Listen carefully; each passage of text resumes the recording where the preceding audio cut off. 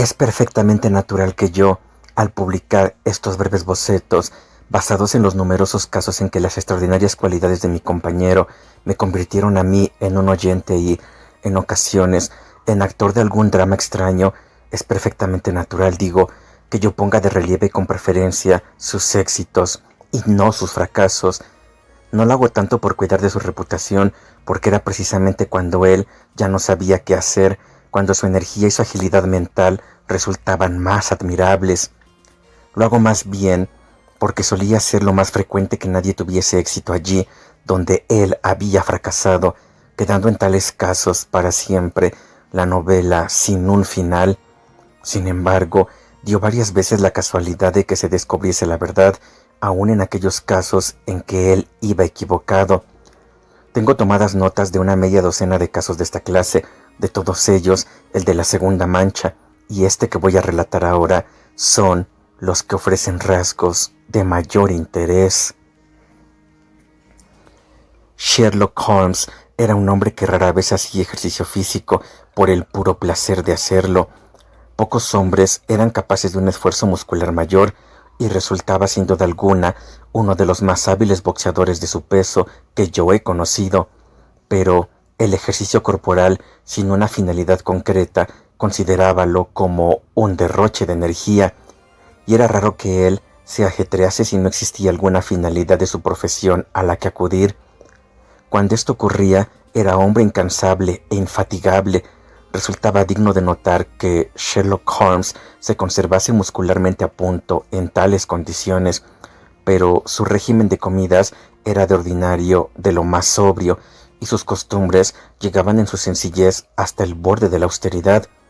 Salvo que de cuando en cuando recurría a la cocaína, Holmes no tenía vicios, y si echaba mano de esa droga era como protesta contra la monotonía de la vida, cuando escaseaban los asuntos y cuando los periódicos no ofrecían interés.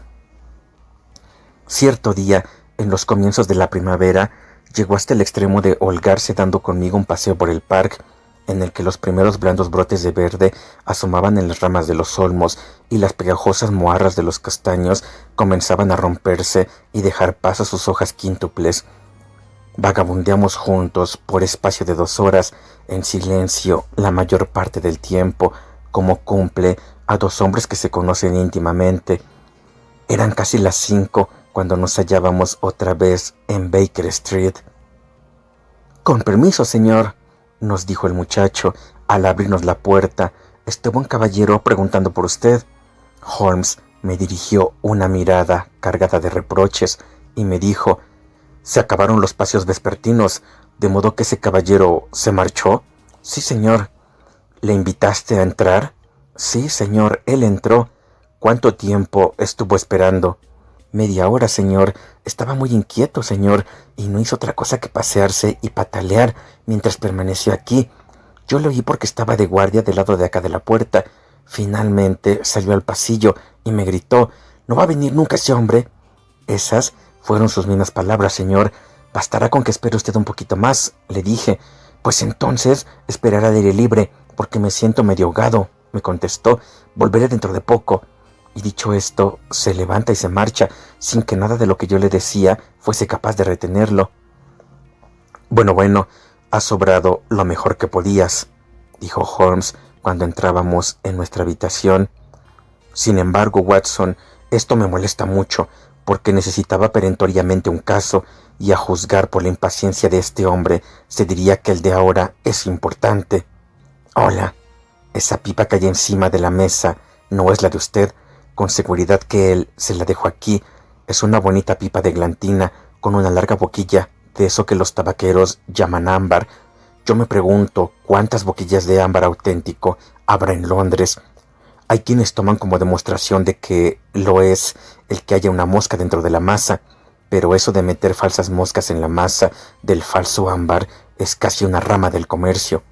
Bueno, muy turbado estaba el espíritu de ese hombre para olvidarse de una pipa a la que es evidente que él tiene un gran aprecio. «¿Cómo sabe usted que él la tiene en gran aprecio?», le pregunté. «Veamos, yo calculo que el precio primitivo de la pipa es de 7 chelines y 6 peniques. Fíjese ahora en que ha sido arreglada 2 veces. la una en la parte de madera de la boquilla y la otra en la parte de ámbar. Las dos composturas hechas con aros de plata, como puede usted ver, le han tenido que costar más que la pipa cuando la compró. Un hombre que prefiere remendar la pipa a comprar una nueva con el mismo dinero es que la aprecian mucho. ¿Nada más?, le pregunté, porque Holmes daba vueltas a la pipa en su mano y la examinaba con la expresión pensativa característica en él. Holmes levantó en alto la pipa y la golpeó con su dedo índice, largo y delgado, como pudiera hacerlo un profesor que está dando una lección sobre un hueso. Las pipas ofrecen en ocasiones un interés extraordinario, dijo.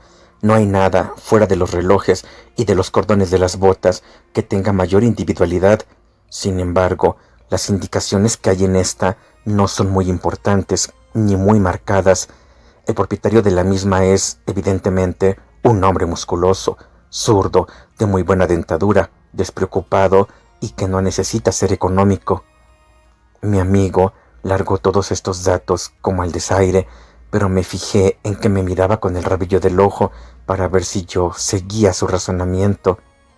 ¿De modo que usted considera como de buena posición a un hombre que emplea para fumar una pipa de 7 chelines? Le pregunté. Este tabaco es la mezcla Grosvenor y cuesta 8 peniques la onza, contestó Holmes, sacando a golpecitos una pequeña cantidad de la cazoleta sobre la palma de su mano. Como es posible comprar tabaco excelente a la mitad de ese precio, está claro que no necesita economizar. ¿Y los demás puntos de que habló? Este hombre tiene la costumbre de encender la pipa en las lámparas y en los picos de gas. Fíjese que está completamente chamuscada de arriba abajo por un lado. Claro está que esto no le habría ocurrido de haberla encendido con una cerilla. ¿Cómo va nadie a aplicar una cerilla al costado de su pipa? Pero no es posible encenderla en una lámpara sin que la cazoleta de la pipa resulte chamuscada. Esto le ocurre a esta pipa en el lado derecho, y de ello deduzco que este hombre es zurdo. Acerque usted su propia pipa a la lámpara y verá con qué naturalidad usted, que es diestro, aplique el lado izquierdo a la llama. Es posible que le ocurra una vez hacer lo contrario, pero no constantemente. Esta pipa ha sido aplicada siempre de esa forma. Además, los dientes del fumador han penetrado en el ámbar. Esto denota que se trata de un hombre musculoso, enérgico y con buena dentadura. Pero, si no me equivoco, le oigo subir por las escaleras, de manera que vamos a tener algo más interesante que su pipa como tema de estudio. Un instante después se abrió la puerta y entró un hombre alto y joven. Vestía traje correcto, pero poco llamativo, de color gris oscuro, y llevaba en la mano un sombrero pardo de fieltro, blando y de casco bajo. Yo le habría calculado unos 30 años, aunque en realidad tenía alguno más. «Ustedes perdonen», dijo con cierto embarazo. «Me olvidé de llamar». «Sí, porque debí haber llamado. La verdad es que estoy un poco trastornado y pueden ustedes atribuirlo a eso». Se pasó la mano por la frente como quien está medio aturdido y acto continuo se dejó caer en la silla, más bien que se sentó. «Veo que usted lleva 1 o 2 noches sin dormir», le dijo Holmes con su simpática familiaridad. «El no dormir agota los nervios más que el trabajo y aún más que el placer. ¿En qué puedo servir a usted?» «Quería que me diese consejo. No sé qué hacer y parece como si mi vida se hubiese hecho pedazos». «¿Desea usted emplearme como detective consultor?» «No, no es solo eso. Necesito su opinión de hombre de buen criterio, de hombre de mundo. Necesito saber qué pasos tengo que dar inmediatamente. Quiera Dios que usted pueda decírmelo». Se expresaba en estallidos cortos, secos y nerviosos, y me pareció que incluso el hablar le resultaba doloroso, haciéndolo únicamente porque su voluntad se sobreponía a su tendencia. «Se trata de un asunto muy delicado», dijo. «A uno le molesta tener que hablar a gente extraña de sus propios problemas domésticos. Es angustioso el discutir la conducta de mi propia mujer con 2 hombres a los que no conocía hasta ahora. Es horrible tener que hacer semejante cosa. pero yo he llegado al límite extremo de mis fuerzas y necesito consejo. Mi querido señor Granmurro, empezó a decir Holmes. Nuestro visitante se puso en pie de un salto, exclamando: ¿Cómo? ¿Sabe usted cómo me llamo? Me permito apuntarle la idea de que, cuando usted desee conservar el incógnito, le dijo Holmes, sonriente, deje de escribir su nombre en el forro de su sombrero, o si lo escribe, vuelva la parte exterior del caso hacia la persona con quien está usted hablando. Yo iba a decirle que mi amigo y yo hemos escuchado en esta habitación muchas confidencias extraordinarias y que hemos tenido la buena suerte de llevar la paz a muchas almas conturbadas. Confío en que nos será posible hacer lo mismo en favor de usted. Como quizá el tiempo pueda ser un factor importante, yo le ruego que me exponga sin más dilación todos los hechos referentes a su asunto. Nuestro visitante volvió a pasarse la mano por la frente, como si aquello le resultase muy cuesta arriba. Yo estaba viendo, por todos sus gestos y su expresión, que teníamos delante a un hombre reservado y circunspecto, de carácter algo orgulloso, más propenso a ocultar sus heridas que a mostrarlas, pero de pronto, con fiero ademán de su mano, cerrada con él que pareció arrojar a los vientos su reserva, empezó a decir: el hecho es, señor Holmes, que yo soy un hombre casado y que llevo 3 años de matrimonio. Durante este tiempo, mi esposa y yo nos hemos querido el uno al otro con tanta ternura y hemos vivido tan felices como la pareja más feliz que haya existido. No hemos tenido diferencia alguna, ni una sola, de pensamiento, palabra o hecho. Y de pronto, desde el lunes pasado, ha surgido entre nosotros una barrera y me encuentro con que, en su vida y en sus pensamientos, existe algo tan escondido para mí como si se tratase de una mujer que pasa a mi lado en la calle. Somos 2 extraños y yo quiero saber la causa. Antes de seguir adelante, señor Holmes, quiero dejarle convencido de una cosa. Effie me ama. Que no haya ningún error acerca de este punto. Ella me ama con todo su corazón y con toda su alma, hoy más que nunca. Lo sé, lo palpo. Sobre esto no quiero discutir. El hombre puede fácilmente ver si su mujer le ama, pero se interpone entre nosotros este secreto y ya no podemos ser los mismos mientras no lo aclaremos. Señor Munro, tenga la amabilidad de exponerme los hechos, dijo Holmes con cierta impaciencia. Voy a decirle lo que yo sé de la vida anterior de Effie. Era viuda cuando yo la conocí, aunque muy joven, pues solo tenía 25 años. Su apellido de entonces era señora Hebron. Marchó a Norteamérica siendo joven y residió en la ciudad de Atlanta, donde contrajo matrimonio con Hebron, que era abogado con buena clientela. Tenían una única hija, pero se declaró en la población una grave epidemia de fiebre amarilla y murieron ambos, el marido y la niña. Yo he visto el certificado de defunción del marido. Esto hizo que ella sintiese disgusto de vivir en América. Regresó a Middlesex, donde vivió con una tía soltera en Pinner. No estará de más que diga que su madre la dejó en una posición bastante buena y que disponía de un capital de unas 4.500 libras, también invertidas por él, que le producía una renta media del 7%. Cuando yo conocí a mi mujer, ella llevaba solo 6 meses en Pinner. Nos enamoramos el uno del otro y nos casamos pocas semanas más tarde. Yo soy un comerciante de lúpulo y como tengo un ingreso de 700 a 800 libras al año, nuestra situación era próspera y alquilamos en Norbury un lindo chalet por 80 libras anuales. Teniendo en cuenta lo cerca que vivíamos de la capital, nuestro pequeño pueblo resulta muy campero. Poco antes de nuestra casa hay un mesón y 2 casas. Al otro lado del campo que tenemos delante hay una casita aislada. Fuera de estas no se encuentran más casas hasta llegar a la mitad de camino de la estación. La índole de mi negocio me llevaba a la capital en determinadas estaciones, pero el trabajo aflojaba durante el verano y entonces mi esposa y yo vivíamos en nuestra casa, todo lo felices que se puede desear. Le aseguro a usted que jamás hubo entre nosotros una sombra hasta que empezó este condenado asunto de ahora. Antes de pasar adelante, tengo que decirle una cosa. Cuando nos casamos, mi mujer me hizo entrega de sus bienes, bastante disgusto mío, porque yo comprendía que si mis negocios me iban mal, la situación resultaría bastante molesta. Sin embargo, ella se empeñó y así se hizo.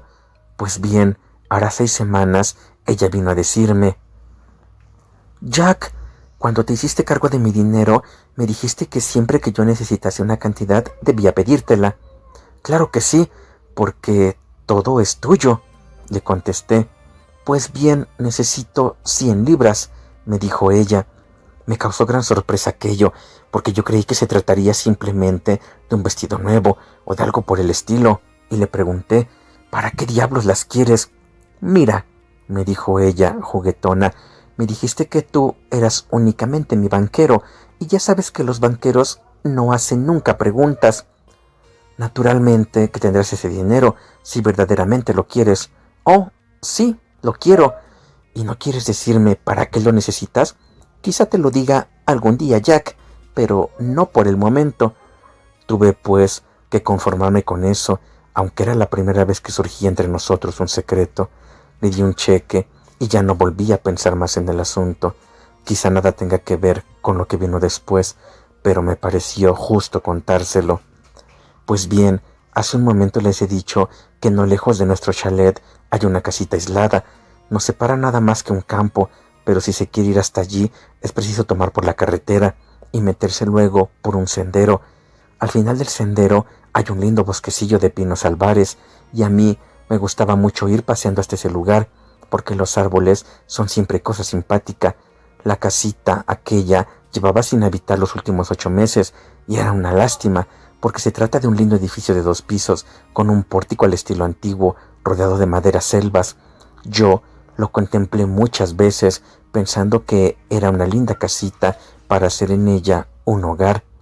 Pues bien, el lunes pasado iba yo al atardecer paseándome por ese camino cuando me crucé con un carro de transporte vacío que volvía a la carretera por ese sendero y vi junto al pórtico un montón de alfombras y de enseres amontonados en la cespedera. Era evidente que la casita se había alquilado por fin. Pasé por delante de ella y me detuve a examinarla, como pudiera hacerlo un desocupado, preguntándome qué clase de gente sería la que venía a vivir cerca de nosotros. Estando mirando, advertí que desde una de las ventanas del piso superior me estaba acechando una cara. Yo no sé, señor Holmes, qué tenía aquella cara, pero el hecho es que sentí un escalofrío por toda la espalda. Yo estaba un poco apartado y por eso no pude distinguir bien sus facciones, pero era una cara que tenía un algo de antinatural y de inhumano. Esa fue la impresión que me produjo y avancé rápidamente para poder examinar más de cerca a la persona que me estaba mirando. Pero al hacer eso, la cara desapareció súbitamente, tan súbitamente como si alguien la hubiese apartado a viva fuerza para meterla en la oscuridad de la habitación. Permanecí durante 5 minutos meditando sobre lo ocurrido y esforzándome por analizar mis impresiones. No habría podido decir si la cara era de un hombre o de una mujer. Lo que se me había quedado impreso con más fuerza era su color, un color amarillo lívido, apagado, con algo como rígido y yerto, dolorosamente antinatural.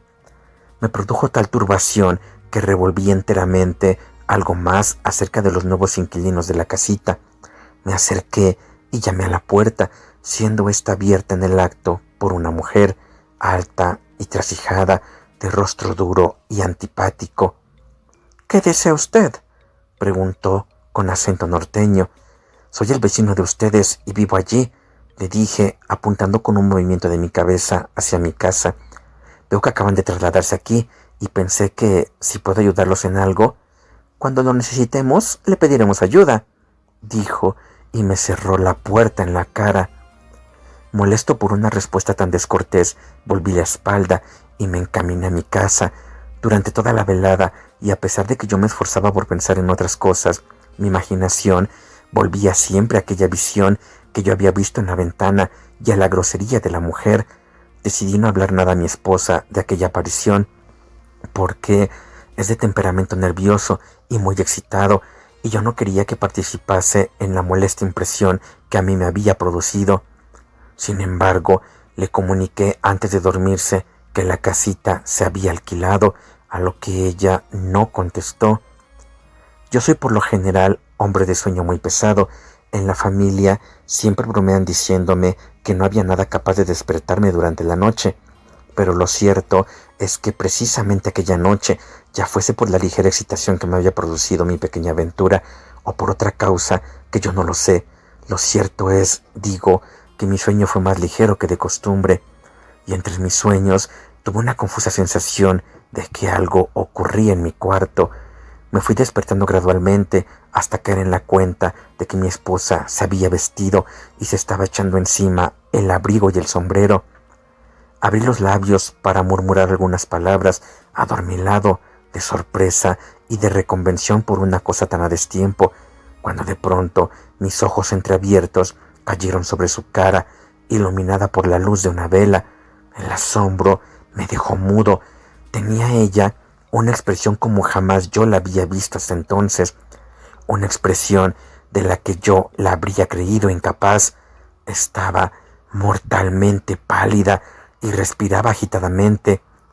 Mientras abrochaba el abrigo, dirigía miradas furtivas hacia la cama para ver si me había despertado. Luego, creyéndome todavía dormido, se deslizó con mucho tiento fuera de la habitación, y a los pocos momentos llegó a mis oídos un agudo rechinar que solo podía ser producido por los goznes de la puerta delantera.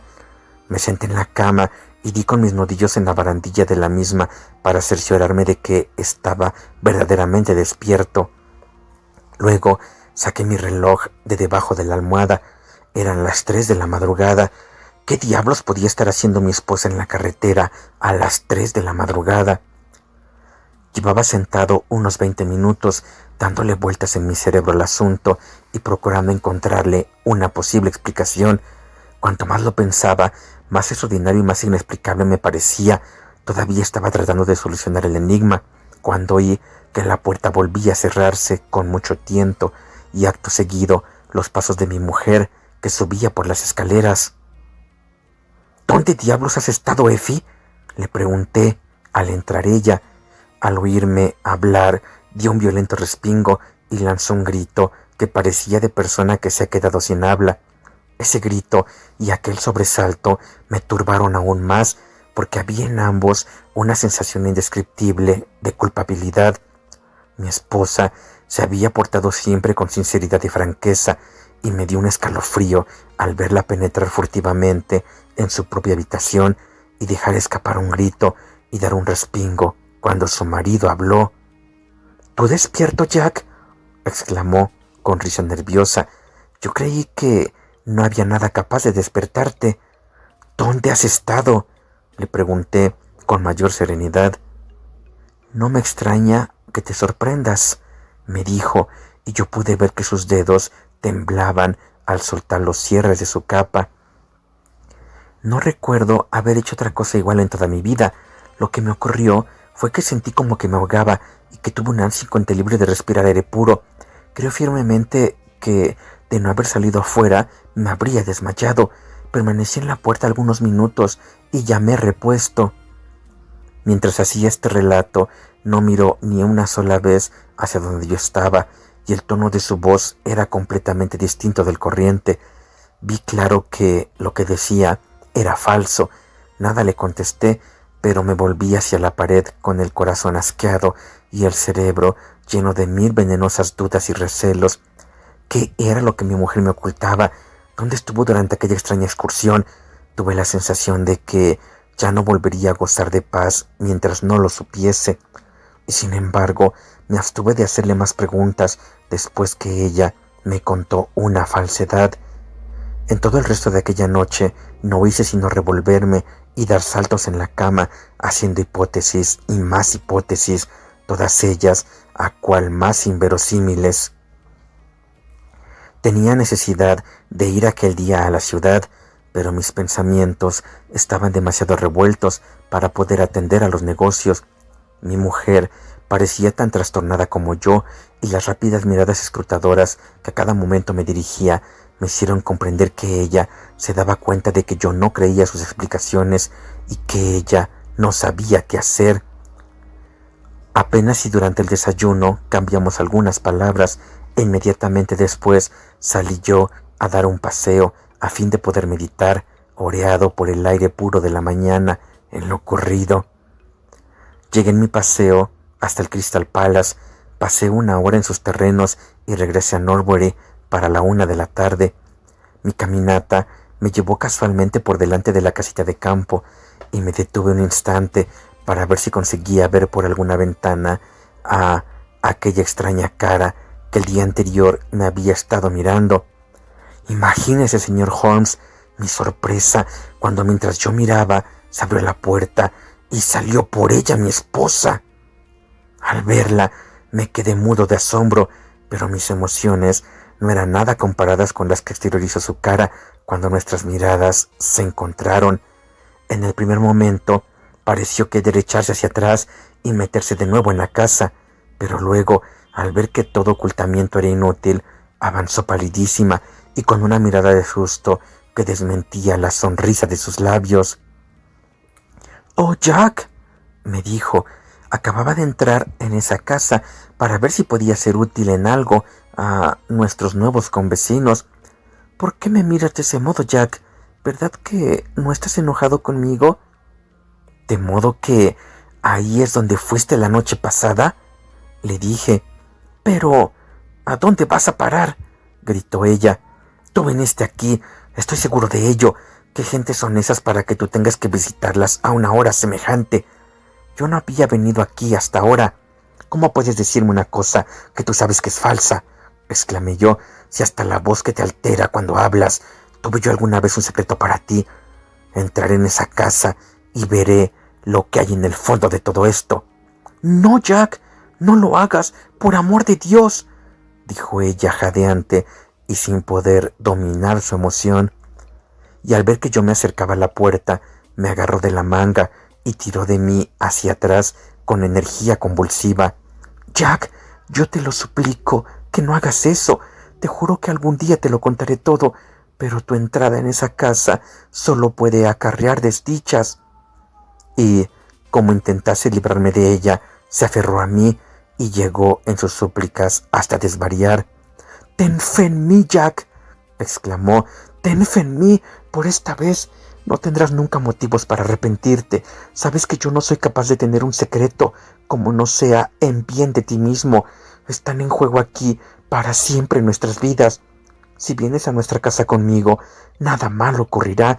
Si entras a la fuerza en esta casita, todo habrá terminado entre nosotros».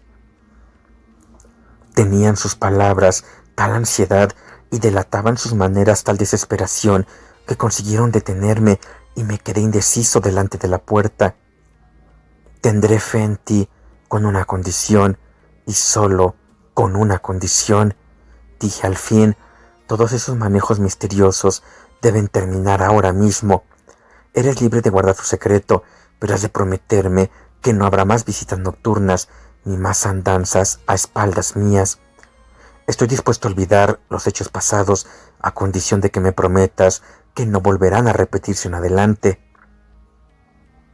«Estaba segura de que tendrías fe en mí», exclamó, dando un gran suspiro de alivio. «Se hará como tú lo deseas. Vámonos de aquí, vámonos de aquí hasta nuestro hogar». Me alejó de la casita sin dejar de tirar de mi manga. Mientras íbamos caminando, volví yo la vista hacia atrás y allí estaba aquella cara amarilla y cadavérica mirándonos desde la ventana del piso alto. ¿Qué eslabón podía unir a aquel ser y a mi esposa? ¿O como aquella mujer ruda y grosera estaba ligada a Effie? Era aquel un enigma extraño y yo estaba seguro de que no podría sosegar hasta verlo aclarado. Permanecí sin salir de casa 2 días y pareció que mi mujer cumplía lealmente nuestro compromiso. No salió a la calle ni una sola vez, por lo que yo supe. Sin embargo, al 3er día tuve pruebas sobradas de que ni siquiera una solemne promesa bastaba para impedir que aquellas influencias la arrastrasen, alejándola de su marido y de su deber. Yo vine ese día a la capital, pero regresé con el tren de las 2:40, en vez de hacerlo, como es mi costumbre, con el de las 3:36. Al entrar yo en mi casa, acudió a la doncella presurosa al vestíbulo, con la cara sobresaltada. —¿Dónde está la señora? —le pregunté. —Creo que ha salido a dar un paseo —me contestó. Se me llenó el alma instantáneamente de recelos. Corrí al piso superior para cerciorarme de que no estaba en la casa. Una vez arriba, miré casualmente por una de las ventanas y vi que la doncella con la que yo acababa de hablar corría campo traviesa en dirección a la casita. Comprendí con exactitud lo que había ocurrido. Mi esposa había ido allí, dejando encargo a la criada de que se le avisase si yo regresaba. Eché a correr escaleras abajo, ardiendo en ira, y tiré a campo traviesa, resuelta a terminar de una vez para siempre con aquel asunto. Vi que mi mujer y la doncella venían a toda prisa por el sendero, pero no me detuve a hablar con ella. Era en la casa donde estaba el secreto que ensombrecía mi vida. Me juré que dejaría de serlo, ocurriese lo que ocurriese. Ni siquiera llamé al llegar a la casa, hice girar el manillar de la puerta y me abalancé pasillo adelante. Todo era quietud y silencio en la planta baja. Una olla cantaba puesta al fuego en la cocina y un gatazo negro dormía acurrucado dentro de un canasto, pero no había ni rastro de la mujer que yo había visto en una ocasión anterior. Corrí a la otra habitación y también la encontré vacía. Me precipité entonces escaleras arriba, solo para encontrarme con que las dos habitaciones estaban vacías y desiertas. No había nadie en toda la casa. Mobiliario y cuadros eran de lo más corriente y vulgares, salvo los de la habitación en cuya ventana yo había visto la cara extraña. Esta habitación era cómoda y elegante, y todas mis sospechas se inflamaron hasta convertirse en una hoguera furiosa y violenta cuando descubrí encima de la repisa de la chimenea una fotografía a todo tamaño de mi mujer que había sido hecha a petición mía solo 3 meses antes. Permanecí dentro de la casa todo el tiempo necesario para convencerme de que estaba vacía en absoluto. Luego la dejé, sintiendo sobre mi corazón un peso como jamás lo había sentido. Al entrar yo en casa, mi mujer salió al vestíbulo, pero yo me encontraba demasiado dolido y enojado para hablar con ella. La aparté a un lado y me metí en mi despacho. Sin embargo, ella se metió detrás de mí antes que yo pudiera cerrar la puerta. «Me pesa el haber roto mi promesa, Jack», me dijo entonces, «pero estoy segura de que me lo perdonarías si lo supieses todo. Cuéntamelo, pues». «No puedo, Jack, no puedo», exclamó ella. «No puede existir confianza alguna entre nosotros dos mientras no me expliques quién vive en esa casita y a quién has dado tu fotografía», le contesté. Me aparté de ella y abandoné mi casa. Eso ocurrió ayer, señor Holmes, y desde entonces no he vuelto a ver a mi esposa y nada más he sabido de este extraño suceso. Es la primera sombra que se ha interpuesto entre nosotros y me ha trastornado de tal manera que no sé lo que más me conviene hacer. Esta mañana se me ocurrió de pronto que era usted el hombre indicado para aconsejarme. Me he dado prisa en venir y me pongo sin reservas entre sus manos. Por encima de todo, le suplico que me diga rápidamente qué es lo que debo hacer, porque esta calamidad me resulta insoportable. Holmes y yo habíamos escuchado con el máximo interés tan extraordinario relato, hecho de la manera nerviosa e inconexa propia de una persona que se encuentra bajo la influencia de una emoción extrema. Mi compañero permaneció algún tiempo sentado y en silencio, con la barbilla apoyada en la mano, perdido en sus pensamientos. «Veamos», dijo al fin, «¿podría usted jurar que la cara que vio en la ventana era la de un hombre?» «Me sería imposible afirmar tal cosa, porque siempre que la vi fue desde bastante distancia. Sin embargo, la impresión que a usted le produjo fue de desagrado. No parecía ser el suyo un color natural y mostraba además una rara rigidez de facciones. Cuando me acerqué, la cara desapareció como de un tirón. ¿Cuánto tiempo hace que su señora le pidió las 100 libras? Cerca de 2 meses. ¿Ha visto usted en alguna ocasión una fotografía de su primer marido? No, muy poco después de la muerte de este, hubo en Atlanta un gran incendio y quedaron destruidos todos los documentos de mi esposa. Pero ella conservaba un certificado de defunción. Usted ha dicho que lo vio con sus propios ojos, ¿no es así? Sí, ella consiguió un certificado después del incendio. ¿Ha tratado usted con alguna persona que conociera a su esposa en Norteamérica? No. ¿Le ha hablado en alguna ocasión de volver por aquel país? No. ¿Tampoco ha recibido cartas de allí? No, que yo sepa. Gracias.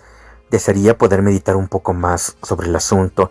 Si la casita en cuestión se halla deshabitada constantemente, quizá tengamos alguna dificultad. Por otro lado, si sus moradores fueron advertidos por alguien de que usted iba a presentarse allí, y eso es lo que yo me imagino, y se marcharon ayer antes de que usted llegase, entonces es posible que estén ya de regreso y podríamos aclararlo todo con facilidad. Permítame, pues, que le aconseje que regrese a Norbury y que vuelva a fijarse en las ventanas de la casita. Si usted llega a la convicción de que la casa está habitada, no entre en ella a la fuerza y envíenos un telegrama a mi amigo y a mí. A la hora de recibirlo estaremos con usted y nos costará muy poco tiempo llegar al fondo del asunto. Y si la casita sigue vacía, en ese caso iremos a visitarlo a usted mañana y charlaremos del asunto. Adiós, y por encima de todo, no se preocupe hasta que esté seguro de que tiene razón seria para ello. Me temo, Watson, que este negocio resulte desagradable, dijo mi compañero después de acompañar al señor Grant Munro hasta la puerta. Usted, ¿qué ha sacado en limpio? A mí me sonó a cosa fea, contesté. En efecto, o mucho me equivoco, o hay en el fondo un caso de chantaje. Pero, ¿quién es el chantajista? Pues, verá usted, debe de ser esa persona que vive en la única habitación cómoda de la casita de campo y que tiene la fotografía de la señora encima de la repisa de la chimenea. Le aseguro, Watson, que en eso de la cara cadavérica de la ventana hay algo muy atrayente y que por nada del mundo querría haberme perdido este caso. ¿Tiene usted formada ya una teoría? Sí, una teoría provisional, pero me sorprendería que no resulte correcta. En esa casita está el primer marido de esta señora. ¿Por qué piensa usted semejante cosa? ¿Cómo podemos explicar de otra manera la ansiedad febril de que su segundo marido no entre allí? Los hechos, tal como yo los veo, son más o menos así. Esta mujer se casó en Norteamérica. Su marido resultó tener ciertas cualidades odiosas, o quizá estemos en lo cierto diciendo que contrajo alguna enfermedad repugnante y resultó ser leproso o idiota. Ella entonces huyó de su lado, regresó a Inglaterra, cambió de nombre e inició de nuevo. Ella, al menos, así lo creía, su vida. Llevaba ya aquí casada 3 años y se creía en una situación completamente segura, porque había mostrado a su marido el certificado de defunción de algún hombre cuyo apellido ella se había apropiado. De pronto, el primer marido, o también cabe suponer alguna mujer falta de escrúpulos que se había unido al inválido, descubrió el paradero suyo. Escribieron a la señora Munro y la amenazaron con presentarse y ponerla en la picota. Ella pide entonces 100 libras e intenta comprar su silencio. A pesar de ello, ellos vienen a Inglaterra. Cuando el señor trae casualmente a colación la noticia de que en la casita hay gente nueva, la señora sabe ya de una manera u otra que se trata de sus perseguidores. Entonces espera que su marido esté dormido y sale de casa precipitadamente para tratar de convencerlos de que la dejen en paz. No habiendo tenido éxito, vuelve otra vez a la mañana siguiente y es entonces cuando su marido tropieza con ella en el momento en que salía de la casita, tal como él nos lo ha explicado. La mujer le promete entonces que no volverá a ir, pero 2 días más tarde el anhelo de desembarazarse de aquellos vecinos temibles se impone a ella con demasiada fuerza y hace otra tentativa, llevando la fotografía que es probable le hubiesen exigido antes. Cuando se hallan en esa entrevista, llega corriendo la doncella para anunciar que el amo está de regreso. La esposa entonces, segura de que aquel irá derechito a la casa, hace salir apresuradamente a sus moradores por la puerta trasera, y ellos se esconden probablemente en el bosquecillo de pinos albares que, según dijo antes, hay cerca de allí. De ese modo, el marido se encuentra con la casa desierta. Sin embargo, me sorprendería muchísimo que siga estándolo cuando el señor Munro lleve a cabo esta noche su reconocimiento. ¿Qué opina usted de mi teoría? Que toda ella es una pura suposición. Por lo menos con ella se explican todos los hechos. Tendremos tiempo de rectificarla cuando lleguen a nuestros conocimientos otros hechos nuevos que no quepan en la misma. Por ahora no podemos hacer otra cosa que recibamos un nuevo mensaje de nuestro amigo de Norbury. No tuvimos que esperar mucho, nos llegó en el momento que acabamos de tomar el té. El mensaje decía: la casita sigue habitada, he vuelto a ver la cara en la ventana, saldré a la llegada del tren de las 7 y no daré ningún paso hasta entonces. Nos esperaba en el andén cuando nosotros nos apeamos y pudimos ver a la luz de las lámparas de la estación que se hallaba muy pálido y que temblaba de excitación. «Señor Holmes, ¿siguen allí?», dijo, apoyando una mano en el brazo de mi amigo. «Cuando venía para aquí vi las luces. Ahora lo pondremos todo en claro de una vez y para siempre». «¿Qué plan tiene usted según eso?», preguntó Holmes mientras avanzamos por la carretera oscura y bordeada de árboles. «Voy a entrar a la fuerza y veré con mis propios ojos quién hay dentro de la casa. Quisiera que ustedes dos estuvieran allí en calidad de testigos». «¿Está usted completamente resuelto a ello, no obstante la advertencia de su esposa de que es preferible que usted no aclare este misterio?» «Sí, soy resuelto». «Yo creo que hace usted bien. Es preferible la verdad, cualquiera que sea, a una duda indefinida. Lo mejor que podemos hacer es llegarnos allí ahora mismo. Mirando las cosas desde el punto de vista legal, no cabe duda de que cometemos un acto indudablemente incorrecto, pero yo creo que vale la pena correr ese riesgo». La noche era muy oscura y empezaba a caer una fina llovizna cuando desembocamos desde la carretera en un estrecho sendero de profundas huellas y con setos a uno y otro lado. Sin embargo, el señor Gran Munro avanzó impaciente y nosotros le seguimos a trompicones lo mejor que pudimos. «Aquellas luces son las de mi casa», nos dijo por lo bajo, apuntando hacia un leve resplandor que se veía entre los árboles. «Y aquí tenemos la casita en la que yo voy a entrar». Al decir esto, doblamos un recodo del sendero y nos encontramos muy cerca del edificio en cuestión. Una franja amarilla que cruzaba en sentido vertical el fondo negro nos mostró que la puerta no se hallaba cerrada del todo, y en el piso de arriba veíase una ventana brillantemente iluminada. Al dirigir hacia ella nuestra vista, vimos cruzar por detrás del visillo una sombra negra borrosa. «Allí la tienen ustedes», exclamó Gran Munro. «Ya ven por sus propios ojos que en esa habitación hay alguien. Y ahora síganme, y pronto lo sabremos todos». Se acercó a la puerta, pero súbitamente salió de la oscuridad una mujer y quedó dibujada por el foco luminoso de la lámpara.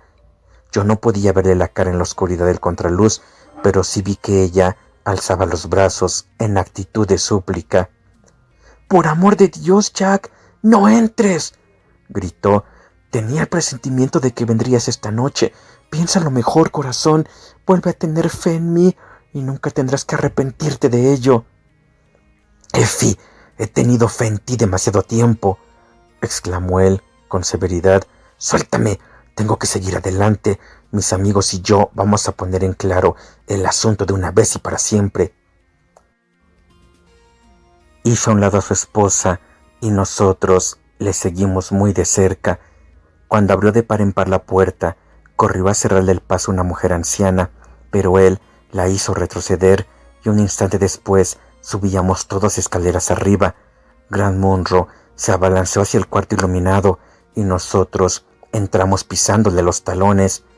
Era un cuartito acogedor y bien amueblado, con 2 velas ardiendo encima de la mesa y otras 2 encima de la repisa de la chimenea. En un ángulo, inclinada sobre un pupitre, se hallaba una persona que parecía ser una muchachita.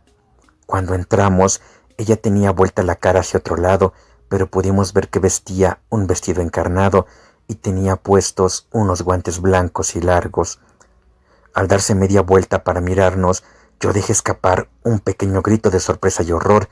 La cara que nos presentó era del más extraordinario color cadavérico y sus rasgos carecían en absoluto de expresión.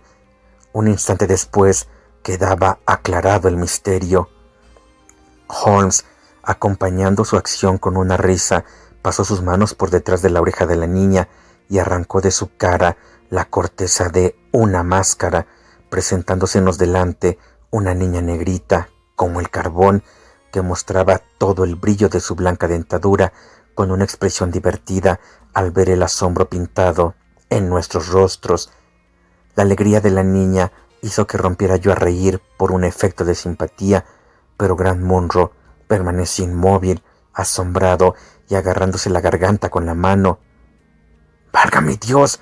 ¿Qué puede significar esto?», exclamó. «Yo te diré lo que significa», le gritó su mujer, entrando en la habitación con una expresión de orgullo y de firmeza en su rostro. «Me has obligado, contrariando a mi propio criterio, a que te lo diga, y ya veremos cómo tú y yo podemos arreglarlo. Mi marido falleció en Atlanta. Mi hija le sobrevivió». «¿Tu hija?». La señora Munro se sacó del pecho un gran medallón de plata y dijo: «¿Nunca lo has visto abierto? Yo tenía entendido que no se abría». Ella apretó un resorte y la parte delantera del medallón giró hacia atrás. En el interior había el retrato de un hombre de gran belleza y expresión inteligente, pero cuyos rasgos llevaban el sello inconfundible de su raza africana. «Este es John Hebron de Atlanta», dijo la señora, «y no hubo jamás en el mundo un hombre más noble. Yo rompí con mi raza por casarme con él. Mientras él vivió, yo no lamenté ni un instante ese matrimonio.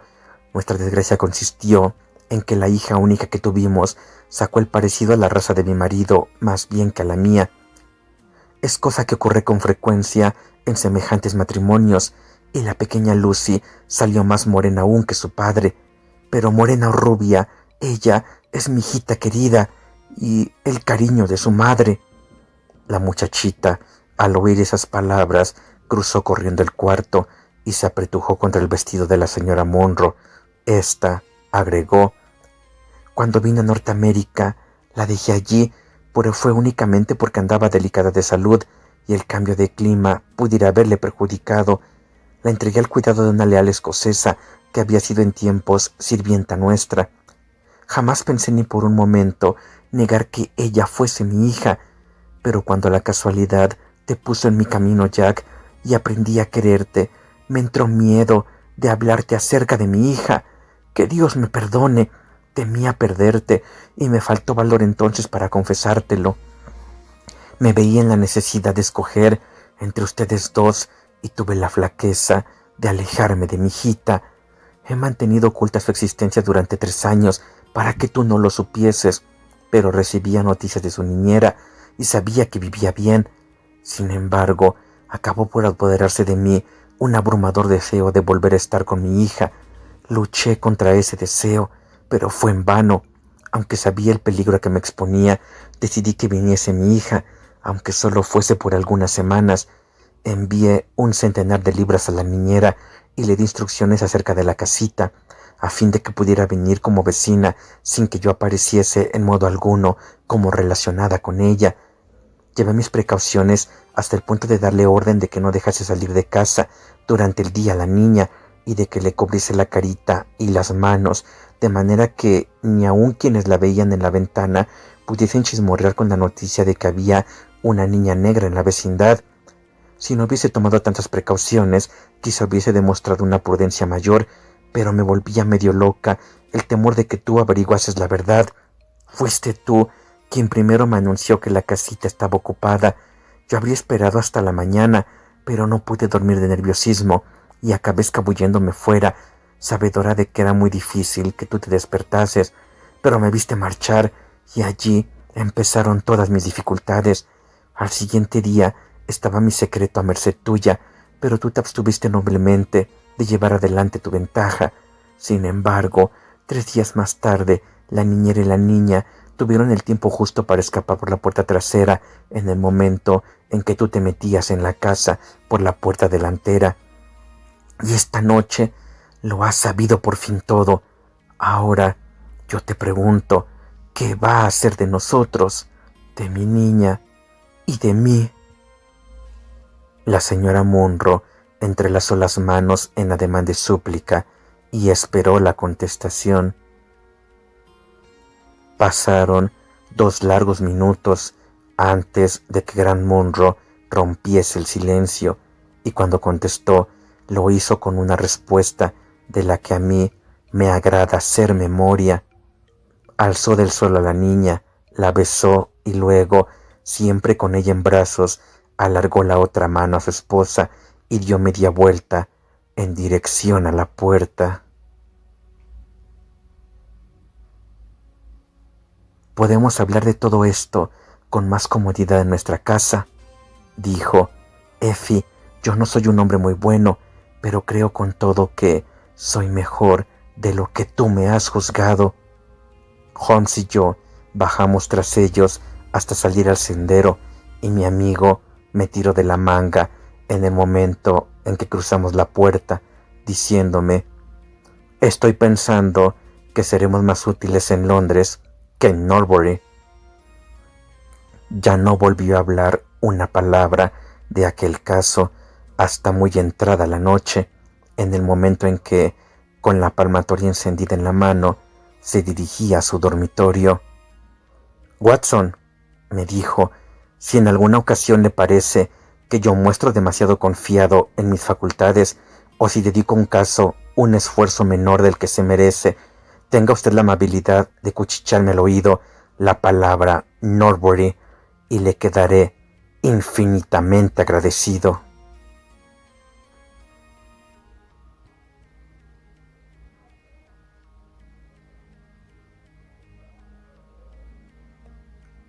El rostro amarillo. Arthur Conan Doyle.